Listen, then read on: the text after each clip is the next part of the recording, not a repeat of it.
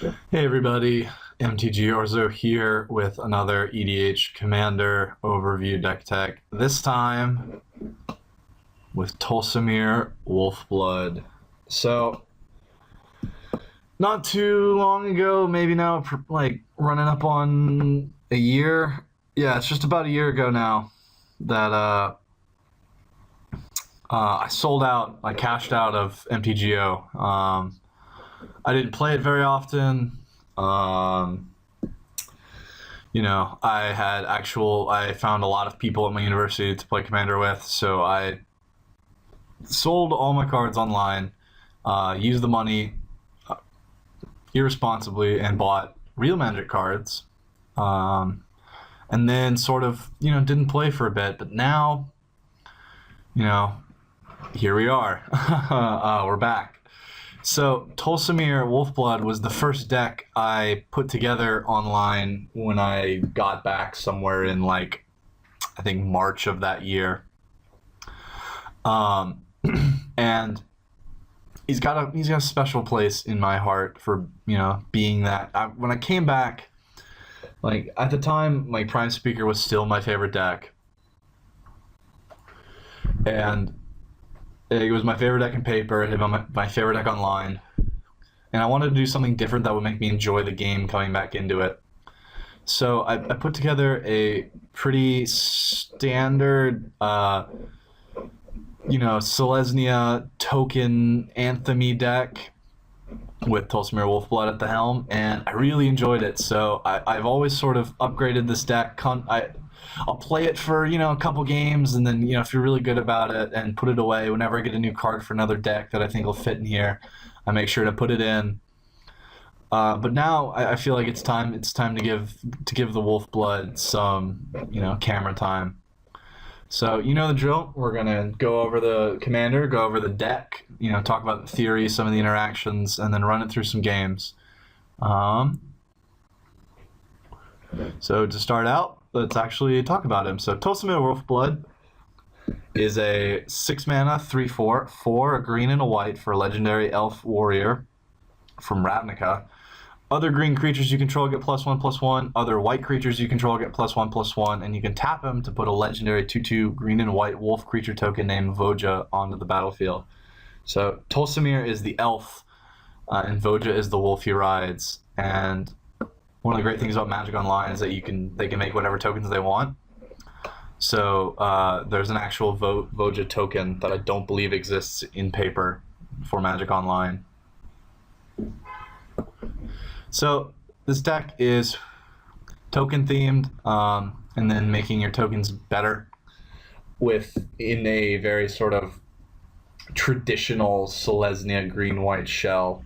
So basically with Tolsimir, he comes down when you need him to. Your deck usually can play itself without Tolsimir. He's just usually something to do. But when he does come down, he obviously anthems. You can double anthem some of your creatures, and then you can add another dude. So it's pretty good. I like him. I hope you guys like him. Let's talk about the deck. So we have lands. So we got Dryad Arbor. Talked about this card a lot. Dryad Arboring off of Green Sun Zenith for 0 for your Gaia's Cradle.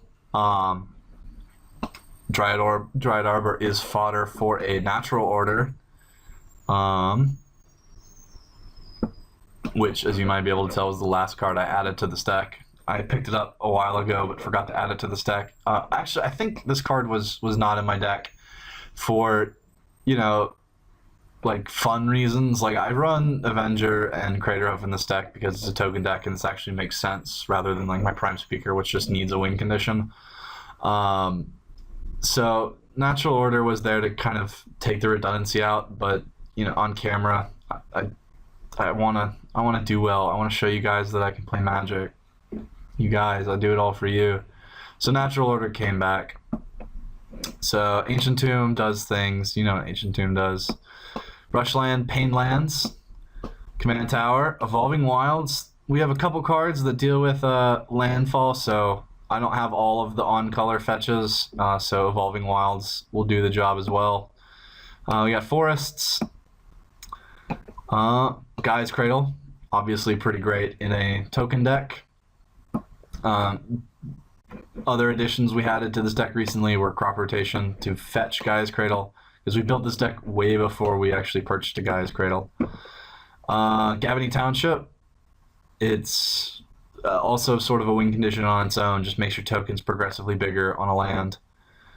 Colony Garden, enters the battlefield, you get at least one 0/1 plant token. Usually it's more or bigger.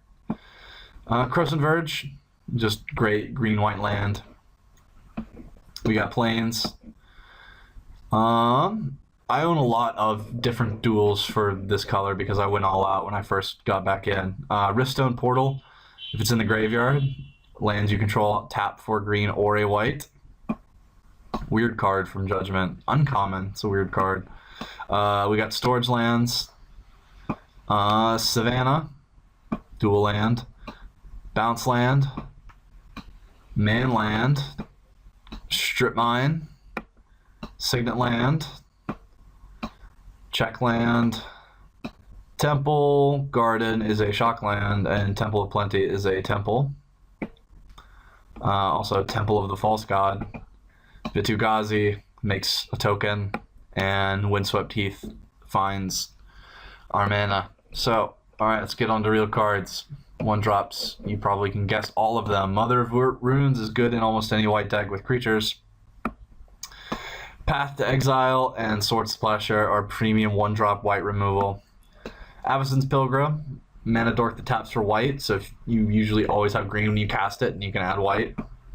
Crop Rotation fetches, lands we need, fetches Guy's Cradle, or, maybe like a Temple of the False God, or a Gavany Township if we already have a Guy's Cradle.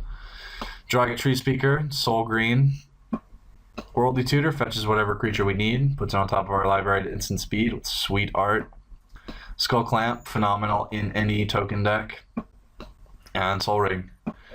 Rest in peace. We don't have a lot of graveyard interaction, and I need ways to stop people from abusing their graveyards. So, in comes Rest in Peace. Farseek fetches Nature's Lore, fetches Survival of the Fittest, Tutors. We don't have a lot of graveyard interactions, but sometimes you need to pitch a Avacyn's Pilgrim to get an Avenger of Zendikar. Sylvan Library is phenomenal draw filtering. 3 visits similarly fetches.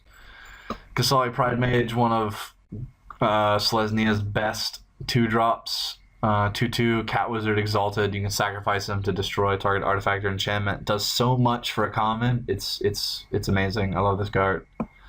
And Signet with the cool new, or not new, but the cool different Commander 13 art. O-Ring is O-Ring, does O-Ring things. Hallowed Spirit Keeper. Yeah.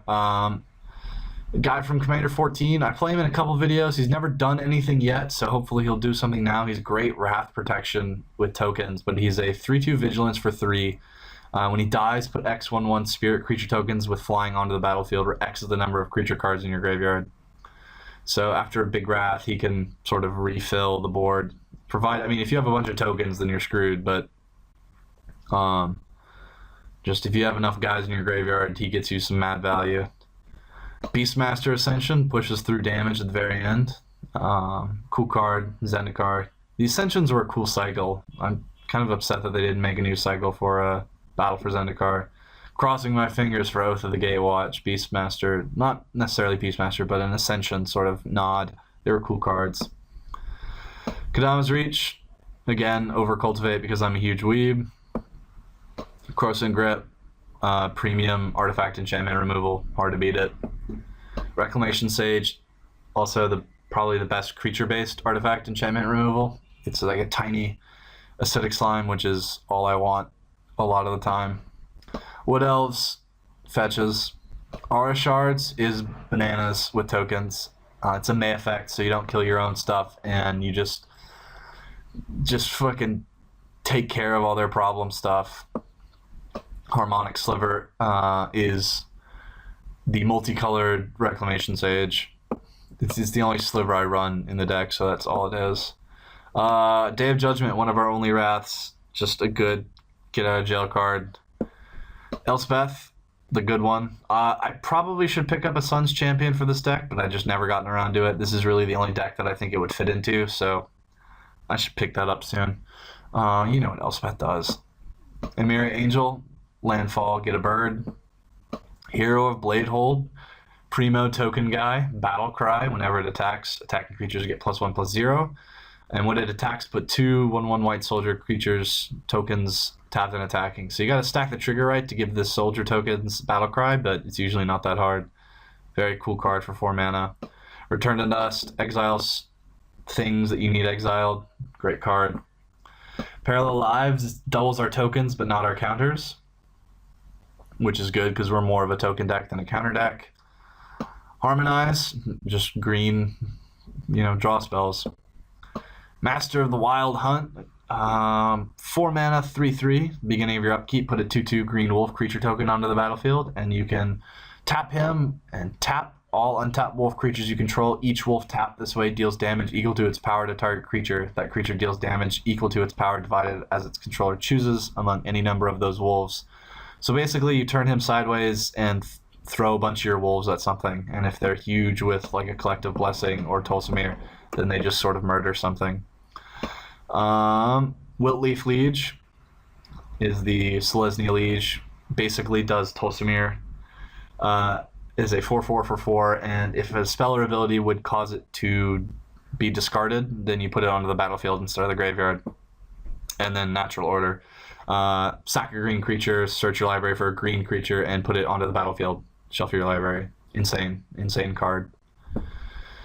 Alright, 5 mana Cathar's Crusade.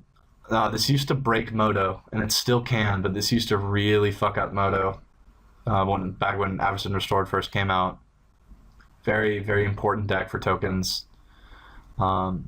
Very unfortunate card for Magic Online. Slightly worse, Elspeth. Gain 1 life for each creature you control, and her minus you put 3. But her ultimate, which is pretty easy to get, you destroy all their permanents except for lands and tokens, which is really good in a token deck, as you might imagine. Increasing Devotion, put 5 human tokens into play. If it's cast from the graveyard, put 10 of those instead. It has flashback. Conqueror's Pledge, put 6 soldier tokens onto the battlefield. If it was kicked, put 12.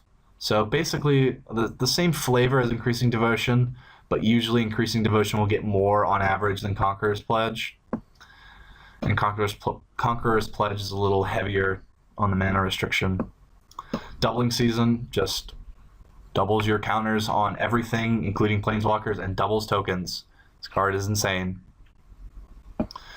Colonian Hydra, one of our few remaining guys from the token theme we used to have.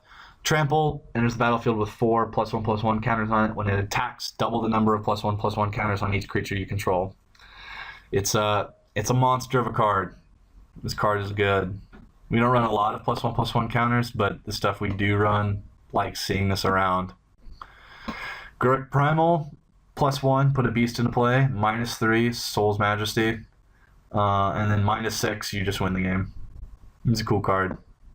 Mirari's Wake, my favorite green-white card.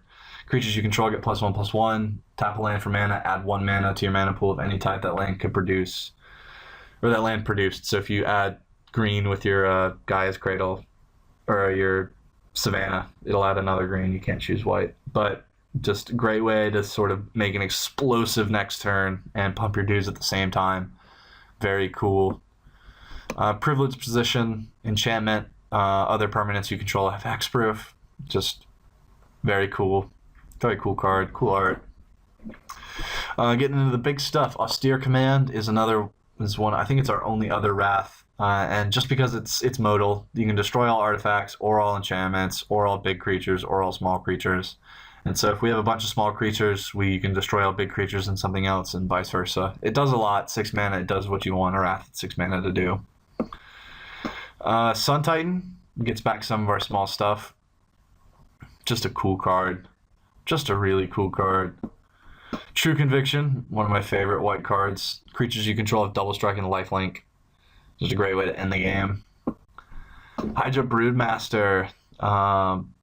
7/7 for 6. You can Monstrous X for XX green. When it becomes monstrous, put XX green Hydra creatures onto the battlefield. Very cool, very powerful card. Usually, like if you have Mirari's Wake out, and then Mirari's Wake into Hydra Brewmaster plus something else, and then next turn Hydra Brewmastering is insane. Rampaging Balos. 6 mana, 6/6 trample landfall. You get a 4/4 dude. What's not to like? Dragonlord Jamoka. Elder Dragon from Dragons of Tarkir. Can't be countered, flying lifelink, and opponents can't cast spells during your turn. So he's basically the upgrade to Baneslayer Angel I had in this deck. He's more he's more flavorful in that he's green-white, and the protection usually doesn't come in handy, and the sort of whatever that card is, the one I'm talking about, the 2 mana 2/2 bear in white. Fuck, this is gonna bother me. Oh, okay, hold on, we gotta find this. Okay, set M12. Come on. M12, where are you? Magic 2012. Grand Abolisher, that's the one, yeah. Grand Abolisher ability is very, very nice to have in this deck. Collective Blessing. Creatures you control get +3/+3. It's the ultimate anthem. And I run this over the smaller anthems for just the flavor. Honestly, 100% of the reason why. Now into our huge stuff, our even bigger stuff. We have Elish Norn, Grand Cenobite. Vigilance, other creatures you control get +2/+2. Creatures your opponents control get -2/-2. Just a very cool card. I love this card so much. I think it's so cool, and it does so much in this deck. Oof. Nymeria Shepherd, new card from Battle for Zendikar. Flying landfall. When a land enters the battlefield under your control, you may return target non-land permanent card from your graveyard to your hand. If that land is a plains, you may return that non-land permanent card to the battlefield instead. So, especially after Wraths, casting this, playing a land, and like if it's a plains, then you get back, I don't know, you get back a Sun Titan, which gets back a Reclamation Sage, and you just sort of go off. It's a wonderfully designed card for its cost. Very somber art as well. I like it. One of the few thumbs up from Battle for Zendikar. I really like this card. Luminate Primordial, big dude that sorts the plowshare something. That's it. Avengers Zendikar, we know what it does. Cool card, makes a bunch of tokens, makes them bigger with landfall, does everything this deck wants to do. Hornet Queen, much cooler card than Avengers Zendikar. A 7 mana 2/2 flying Death Touch, and when it enters the battlefield, you put 4 1/1 green insect tokens with that touch and flying onto the battlefield. So creates a small army in a can of very rattlesnakey blockers that can be huge with anthems, and you can be many with like Doubling Season or something like that. So just a very cool card. Fuck you, Morrow. This is a cool card. Alright. Now we got Crater of Behemoth, and games need to end sometime. I'm sorry, people on TG. Your games need to end eventually, so Crater of Behemoth comes down. Woodfall Primus, does stuff. We know what Woodfall Primus does. I just got way too lazy to read it right there. That's not good. X-Spells, Martial Coup, Wrath, that makes tokens, so perfect. White Sun Zenith, instant speed, make a bunch of 2/2s. I like it. Decree of Justice. I have never cast this card for its normal cost. I've done the cycling ability. You can cycle it for 2 and a white, discard it, draw a card, and when you cycle it, you may pay X, and if you do, you put X 1/1 soldier tokens onto the battlefield. But I've just never been in a situation where it's profitable to, at sorcery speed, make like 3 angels. This card could very easily be a From the Vault Angels. What's that card? Not again. Oh, Jesus. I'm so embarrassed. Entreat the Angels. Thank you. It could be an Entreat the Angels. No problem. But this is a cool card. And it's got Corona on it. And, eventually I'll cast this for Mattering. And we got Court of Calling. Got a bunch of tokens. Convoke it. We can get a Hornet Queen or a Crater Hoof or a Woodfall Primus or an Avenger. We got Elish Norn, Emiria Shepherd. So basically, it gets everything up here, which is cool. So like down here, we have token making guys and small dudes. And up here, we just have giant, huge monsters. Court of Calling gets both. Cool card. So that's the deck. And I hate it when this does this. I can never scoot back. But we're going to run it through some games. Hopefully you guys enjoy this as much as I enjoy playing this deck. It's a little more fun to watch. The games are a little more tight than Prime Speaker, my other really fun deck. I put this up there.